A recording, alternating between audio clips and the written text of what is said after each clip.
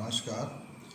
आज हम concept of web velocity और ग्रुप वेलोसिटी पे डिस्कस करेंगे।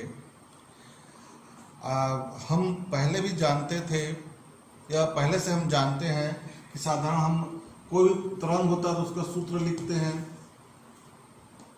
ए साइन के एक्स माइनस ओमेगा टी, तो कभी के एक्स प्लस ओमेगा टी, तो कभी ओमेगा टी माइनस के एक्स। सब में ए साइन रहता है, ए साइन ऐसा हम लिखते जाते हैं। बहुत सारे तरीके हैं लिखने के प्रगामित तरंगों को, ये हम पहले से लिखते आ रहे हैं। ये हमारा इसमें थोड़ा सा इसका मतलब समझ लेते हैं। जब हम इस प्रकार से प्रगामित तरंग लिखते हैं तो इसमें तरंग कहाँ से शुरू हुआ और कहाँ समाप्त हो रहा है इसकी जानकारी नहीं होती। हम इसमें कोई भी x की वैल्यू, कोई भी t की वैल्यू लिख सकते हैं। x की कोई 0 से लेकर इन्फिनाइट तक कोई भी वैल्यू हम इसमें डाल सकते हैं। मतलब ये कह सकते हैं हम कि इस समीकरण से तरंग का जो विस्तार है माइनस इन्फिनाइट से प्लस इन्फिनाइट तक, तो ये सिर्फ थ्योरेटिकली सही है। प्रैक्टिकल लाइफ में तरंगे ऐसे एग्जैक्टली ऐसे नहीं होती। ये थोड़ा आप लोग समझिए। जैसे आप सोच कर देखिए कि मैं बातें कर रहा हूँ तो ये जो ध्वनि तरंग मुझसे निकल रही है, क्या इसका विस्तार अनंत दूरी तक होगा? यदि अनंत दूरी तक होता तो सभी को सुनाई देता, है ना। मतलब इसका एक रेंज है, इसका एक परास है, यहाँ से यहाँ तक, इतने दूर में ये कन्फाइंड रहेगा, इतनी दूर में ये रहेगा, ऐसा हम सोचते हैं और ऐसा होता है। तो इस कन्फाइनमेंट को लेकर हमको बात करनी है आज। जब हम कॉन्सेप्ट ऑफ वेव वेलोसिटी बोलते, तरंग का वेग या ग्रुप वेलोसिटी या समूह वेग की हम बात कर रहे हैं, ये हम डी ब्रोए तरंग के संदर्भ में इसको पढ़ रहे हैं, इस पर चर्चा कर रहे हैं। लेकिन ये सारे जगह लागू है। विद्युत चुंबकीय तरंगों के लिए भी हम ये नहीं कह सकते कि विद्युत चुंबकीय तरंगों का भी विस्तार अनंत होता है, उसका भी रेंज होता है। तो आज हम इस पे चर्चा शुरू करते हैं कि जो द्रव्य तरंगे होती हैं, मैटर वेव होते हैं, डी ब्रोए तरंग होती हैं, वो कैसे होती होंगी? क्या वो विद्युत चुंबकीय तरंगों की तरह होती हैं? तो आप थोड़ा सा डिस्कस कर लें। देखिए, जब मैटर वेव पे बात हुई है तो हम जानते हैं डी ब्रोए तरंग का तरंग दैर्घ्य या वेवलेंथ होता है lambda is equal to h upon M v, जहाँ m जो है द्रव्यमान का कण है, द्रव्य का कण है, और v उसका वेग है, h प्लांक कांस्टेंट है, और लैम्डा जो है मैटर वेवलेंथ है। ये डी ब्रोए तरंग का तरंग दैर्घ्य है। इसी प्रकार हम जानते हैं E is equal to h nu जो है आवृत्ति है, और E ऊर्जा है, H प्लांक कांस्टेंट है। और हम जानते हैं ये आइंस्टीन साहब के through E is equal to mc square. तो इन दोनों को मिलाकर मैं nu is equal to E upon H या nu is equal to mc square upon H लिख सकता हूं। ठीक है, क्लियर। अब जो डी ब्रोए तरंग होता है उसका तरंग का वेग, डी ब्रोए तरंग वेग या मैटर वेव का वेग कितना होता होगा? मान लीजिए मैटर वेव का डी ब्रोए तरंग का वेग u है, तो u is equal to nu into lambda. तो न्यू इज इक्वल टू क्या होगा? M C square upon H, और lambda is equal to H upon M V. अब देखिए क्या क्या कैंसिल होने वाले हैं, एक एच, एक एच, एम, तो ये हो गया सी स्क्वायर अपॉन वी। आपको यहां से समझ में आएगा। कि मैं जो कह रहा हूं कि तरंग का विस्तार अनंत नहीं होता है प्रैक्टिकल लाइफ में, उसको हमको यहां समझना है। u is equal to c square upon v. u जो है तरंग का वेग है, v जो है कण का वेग है और c प्रकाश का वेग है। और आइंस्टीन साहब के अपेक्षिता के सिद्धांत के आधार पर हम जानते हैं कि किसी भी कण का वेग प्रकाश के वेग से अधिक नहीं हो सकता। मतलब v जो है ऑलवेज लेस देन c रहेगा। तो इससे क्या बात समझ में आती है, जब v का मान c से कम रहेगा तो u का मान c से ज्यादा रहेगा। मतलब डिब्रोई तरंग या मैटर वेव का वेग जो है, वेलोसिटी जो है, प्रकाश की चाल से, प्रकाश के वेग से ज्यादा होगा, जो कि असंभव है। अब ऐसा सोचते हैं दूसरे तरीके से कि मान लीजिए तरंग का वेग जो है वो ज्यादा है कण के वेग से, कण के वेग v से ज्यादा है, हम ऐसा सोचते हैं। तो इसका मतलब क्या होगा, जब तरंग का वेग ज्यादा है और कण का वेग का, मतलब कण पीछे रह गया, तरंग आगे निकल गया। ऐसा हो सकता है क्या? है नहीं ना। तब यहां पर कहानी में थोड़ा ट्विस्ट आया सन 1926 में। ये कॉन्सेप्ट तो 1924 में डिब्रोई साहब ने दिया, लेकिन 1926 में फिर हमारे श्रोडिंगर साहब ने कुछ इस पे बताया कि उसका तरंग दिखता कैसे होगा। उन्होंने एक कल्पना की, एक जनरलाइज फार्मूला निकाला, बहुत सुंदर है। मतलब क्वांटम मैकेनिक्स का जो बेस है श्रोडिंगर इक्वेशन, ठीक वैसे ही जैसे क्लासिकल मैकेनिक्स का बेस हम न्यूटन्स लॉ को लेकर चलते हैं, बिल्कुल वैसे ही श्रोडिंगर इक्वेशन का काम है। बहुत सुंदर। तो अब यहां पर समझिए बात को। एक तो हम ये समझ में आ गया कि वेव जो होते प्रैक्टिकल लाइफ में किसी पर्टिकुलर इसमें कन्फाइंड होते हैं, बहुत फैलाव विस्तार अनंत नहीं होता उसका। अब श्रोडिंगर साहब ने माना कि किसी कण का तरंग जो है, या डिब्रोई तरंग या मैटर वेव, कोई एक तरंग नहीं है, वो कई तरंगों का एक समूह है, कई तरंगों के अध्यारोपण से बना समूह है। जैसे हम एग्जाम्पल के तौर पे समझे, हालांकि बोर्ड में बना पाना थोड़ा मुश्किल है, मैं कोशिश करूंगा वीडियो को एडिट करते समय कि किस प्रकार से बनता है वो आपको दिखाई दे। फिर भी एक तरंग ये है, दूसरा तरंग ये है, ये थोड़ी आवृत्ति में अंतर, थोड़ा तरंग दैर्घ्य में अंतर, थोड़ा वेग में अंतर। मतलब ये कह सकते हैं कि किसी द्रव्य का तरंग जो है, मैटर वेव जो है, भिन्न भिन्न आवृत्ति, तनिक भिन्न भिन्न आवृत्ति, भिन्न भिन्न वेग, भिन्न भिन्न तरंग दैर्घ्य के तरंगों का एक समूह है। तो इनके बीच अध्यारोपण होता है, तो हम सोच कर चल लेते हैं कि कुछ ऐसा बनता होगा, थोड़ा सा ये कि मतलब ये यहाँ पर विनाशी संपोषी व्यतिकरण हो रहे हैं और ऐसा पैकेट बनने लग जाता है। ये बाउंड्री इसलिए बना रहा हूँ ताकि मुझे ड्राइंग करते अच्छे से बने, नहीं तो मैं खुद ही नहीं कर पाऊंगा ऐसे। ठीक है, इस तरीके से एक वेब पैकेट के तौर पे चलता है। मतलब प्रत्येक कण के साथ से संबद्ध जो तरंग होता है, द्रव्य तरंग, वो तरंग पैकेट के तौर पे होता है, इससे गति करता है। तो इसमें क्या क्या चीजें हैं यहां से हम समझते हैं।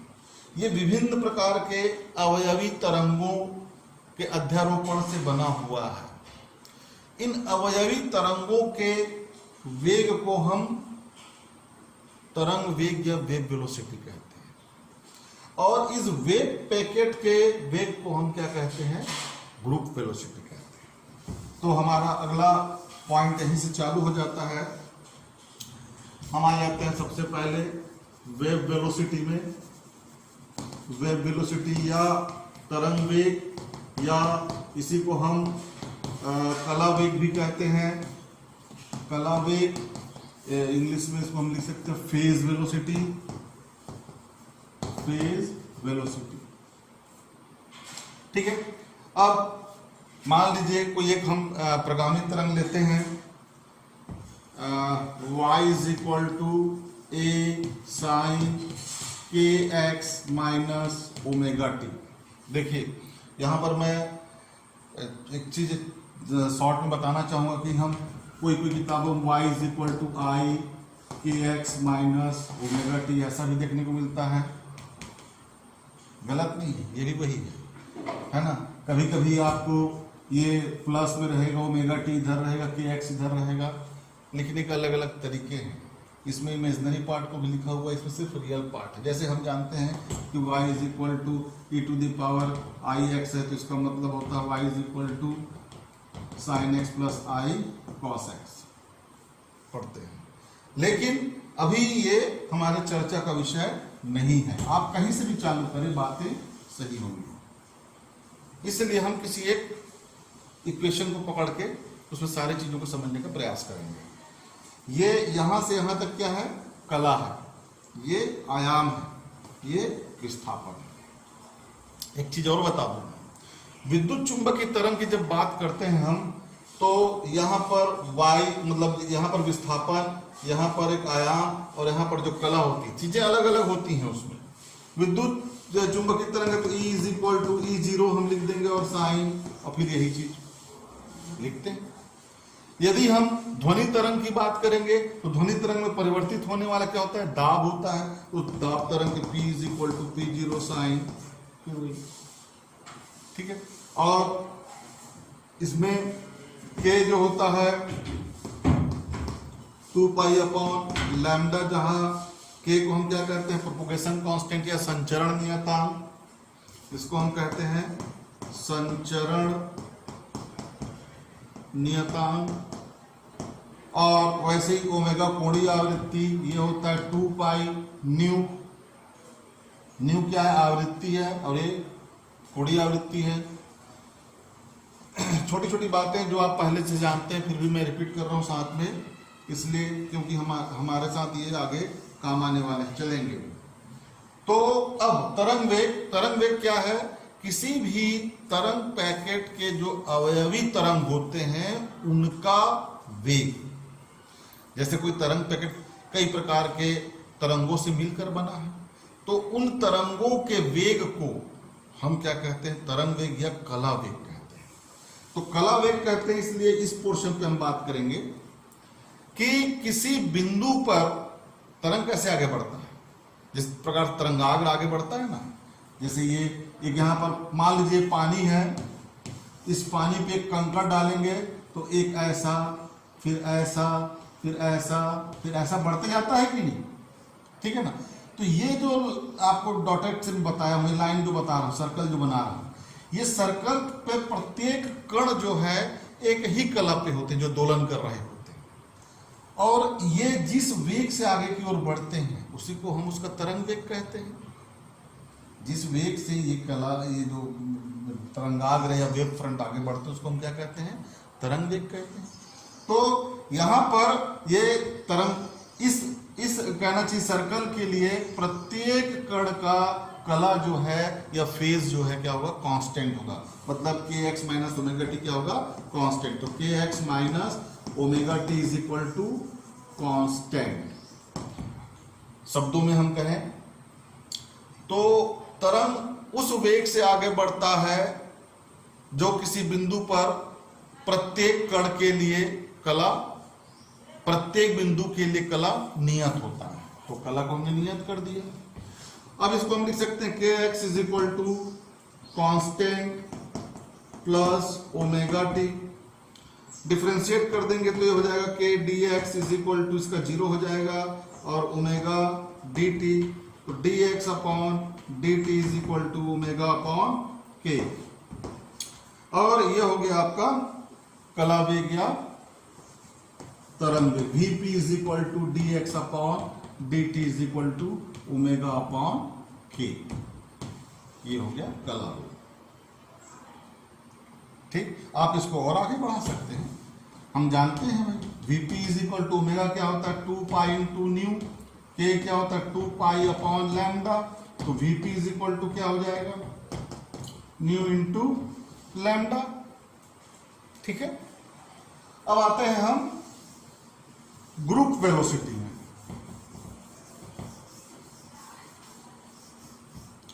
ग्रुप वेलोसिटी या समूह वेग, ग्रुप वेलोसिटी या समूह वेग, जिस वेग से कोई तरंग पैकेट आगे बढ़ता है उसको हम ग्रुप वेलोसिटी या समूह वेग कहते हैं। ठीक, अब थोड़ा ध्यान से चलेंगे, मैथमेटिकल डेरिवेशन है। मान लीजिए दो अवयवी तरंग लेते हैं, होते तो हजारों हैं, लाखों हैं, पता नहीं कितने होते हैं, अनगिनत होते हैं, हम कितने काउंट नहीं कर सकते। किसी भी एक कण के साथ कितने तरंग संबद्ध हैं और मिलकर वो तरंग पैकेट बना है। तो हम दो को लेके चलते हैं एग्जाम्पल के तौर पे। पहला तरंग है y1, तरंग समीकरण पहले तरंग का y1 इज इक्वल टू आयाम समान लेके चलते हैं और उनकी आवृत्ति और उनका जो तरंग दैर्घ्य है या उनका संचरण नियतांक उसमें थोड़ा थोड़ा अंतर ले लेते हैं। y is equal to a sine k1x minus omega 1t और y2 is equal to a sine k2x minus omega 2t। अब इनका अध्यारोपण कराते हैं, पहला भी पढ़ा हुआ है इसको हम।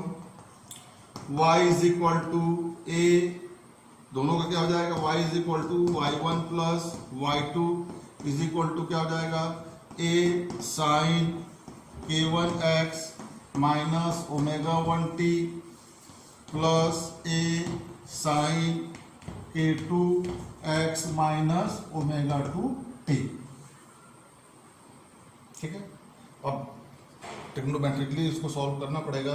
Sign a1 minus b1 sine a2 minus b2, इन दोनों को मिलाकर हम लिखते हैं एक साथ। मैं ज़्यादा नहीं डिस्कस कर रहा हूँ, आप लोगों की पुरानी क्लासेस बच्चों वाली क्लास में जानते ही हो, आप लोग 9-10 में पढ़ते रहे हो इसको।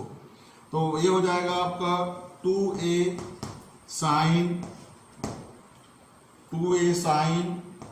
k1 plus k2 upon 2 into x minus omega 1 plus omega 2 upon 2 into T और into cos k1 minus k2 upon 2 into x minus omega 1 minus omega 2 upon 2 into T. ठीक है, ये औसत k1 k2 का औसत मान है, k1 k2 का औसत मान है। ठीक है, तो इसको मैं लिखते जाता हूं यहीं पर।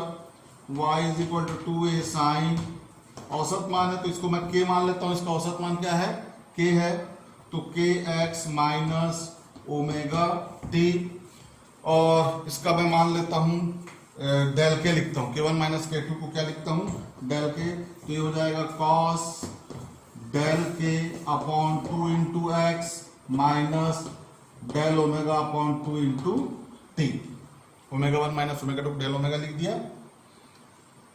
इधर को थोड़ा मिटा लें भाई और फिर नीचे से ऊपर की ओर जाएंगे, काम तो आएगा सब।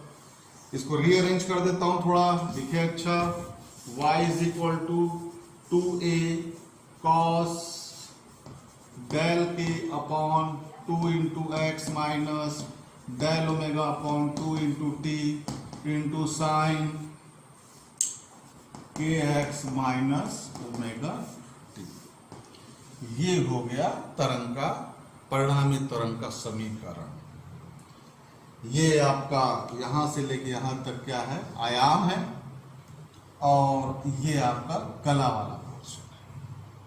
कला आ गया तो मान लीजिए इस तरंग पैकेट का हमको कला वेग निकालना है, तो फिर से उसका कला के एक्स माइनस ओमेगा टी को क्या मानेंगे, कांस्टेंट लेके चलेंगे।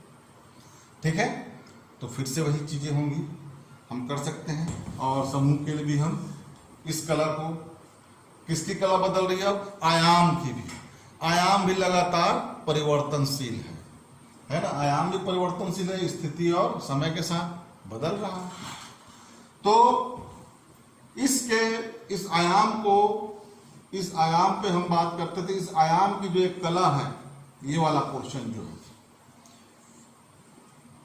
ये किसके लिए कला है? ओवरऑल क्या कहेंगे हम? तरंग पैकेट का।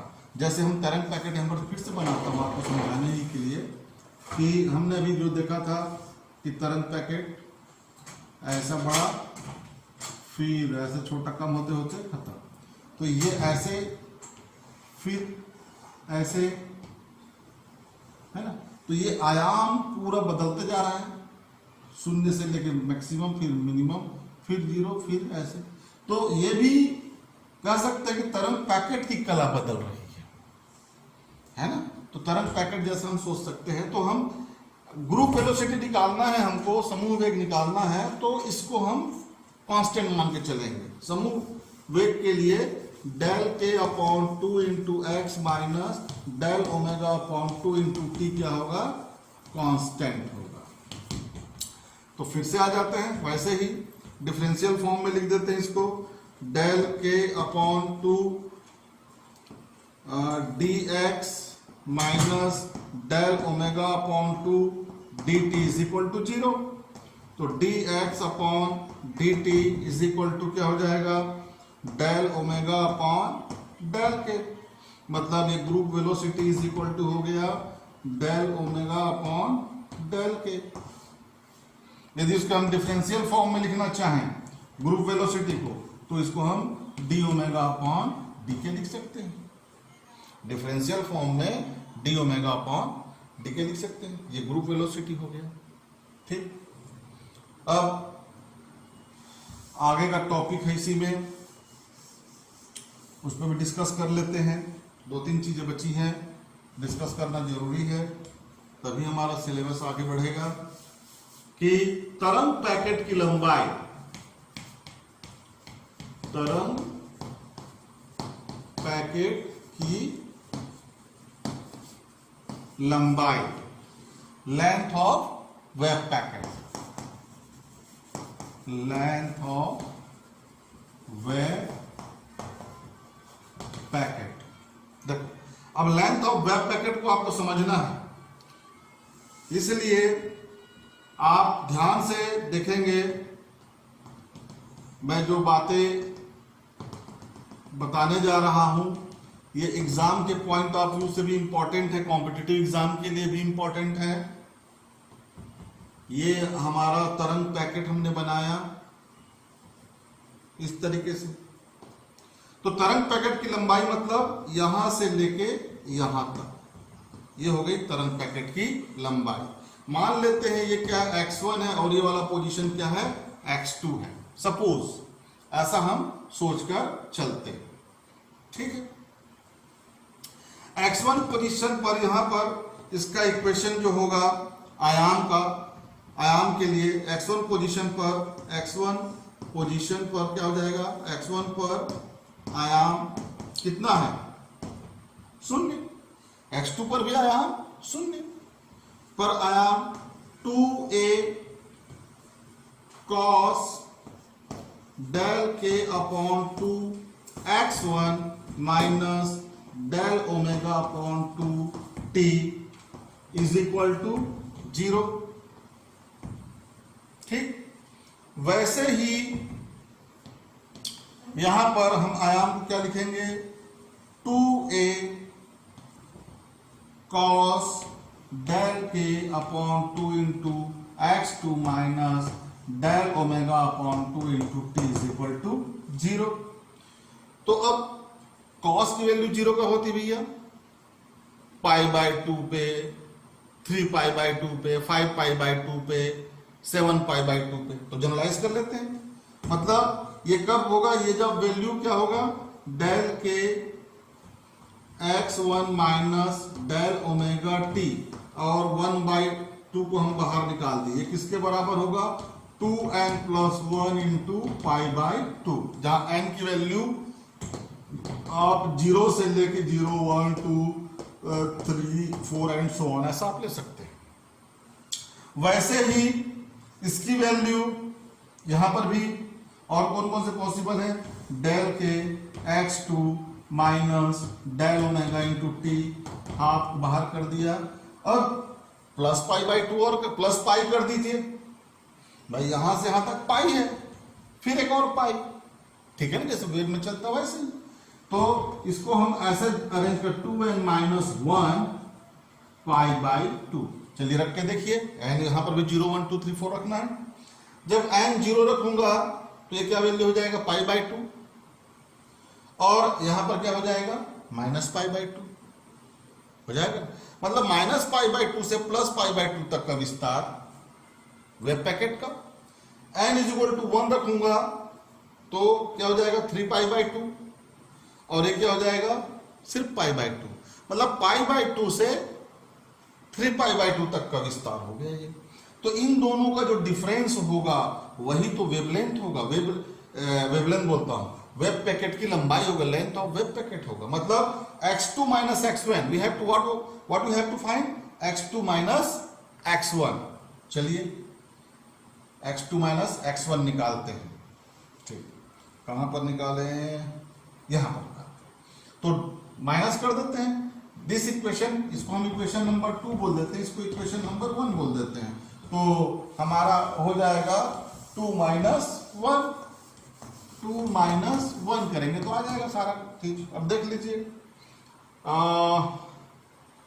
ठीक है, ये हो जाएगा आपका, ये डेल ओमेगा टी तो कैंसिल आउट हो जाना है, ये बचेगा आपका डेल के upon 2 into x2 minus del के upon 2 into x1 is equal to क्या हो जाएगा, दिस माइनस दिस। मतलब बचना क्या है आपका, पाई। कितना बचेगा, पाई बचेगा, है ना। तो ये हो जाएगा आपका x2 minus x1 is equal to 2 pi upon del के अपॉन डेल के। अब इधर को मिटा दे, चल जाएगा इधर। तो x2 minus x1 is equal to 2 pi del 2 pi upon lambda. हम क्या जानते हैं, k is equal to 2 pi upon lambda. Clear, ये हो जाएगा आपका। अब डिफरेंशिएट फॉर्म में लिखेंगे तो इसको अब क्या हो जाएगा, x2 minus x1 is equal to 2 pi. अब इसको मैं सॉल्व कर देता हूं, माइनस 1 अपॉन लैम्डा स्क्वायर, और ये तो 2 पाई रहेगा, और ये हो जाएगा डेल लैम्डा। तो 2 पाई कैंसिल आउट हो जाएगा, और minus lambda square upon del lambda. ये है तरंग पैकेट की लंबाई, lambda square upon del lambda. Clear, समझ में आ गया। ठीक, अब इसके बाद के टॉपिक पे चलते हैं, तरंग वेग और समूह वेग में संबंध। तरंग वेग और समूह वेग में संबंध। मिटा दो, चलिए। तरंग वेग और समूह वेग में संबंध। तरंग वेग vp is equal to omega upon k, और समूह वेग vg d omega upon d k. इसको हम क्या लिख सकते हैं, omega is equal to k into v p, और यहां पर हम अब पुट कर देते हैं इस वैल्यू को, तो ये हो जाएगा vg is equal to d omega upon, sorry omega, तो d omega upon d k into v p. तो ये क्या हो जाएगा आपका, vg इज इक्वल टू, अब डिफरेंशिएट करेंगे, दो फंक्शन है तो दो हमारे पास वेरिएबल है, तो ये हो जाएगा, एक बार हम के रिस्पेक्ट में करेंगे तो सिर्फ vp प्लस, और एक बार vp के रिस्पेक्ट में vp के लिए करेंगे तो के डी vp अपॉन डी के। तो vg इज इक्वल टू, ये हो जाएगा vp प्लस के होता है 2 पाई अपॉन लैम्डा, और डी vp अपॉन डी और के का वैल्यू हमने रख दिया है अपॉन लैम्डा। थोड़ी देर पहले जो हमने किया है वही काम फिर से कर रहे हैं, समझ वैसा है यहां पर मैथमेटिकली।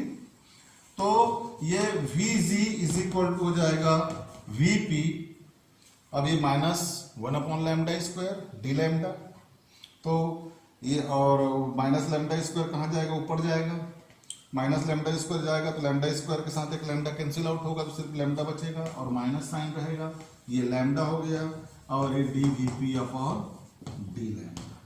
ये रिलेशन है ग्रुप वेलोसिटी और फेस वेलोसिटी, ठीक है।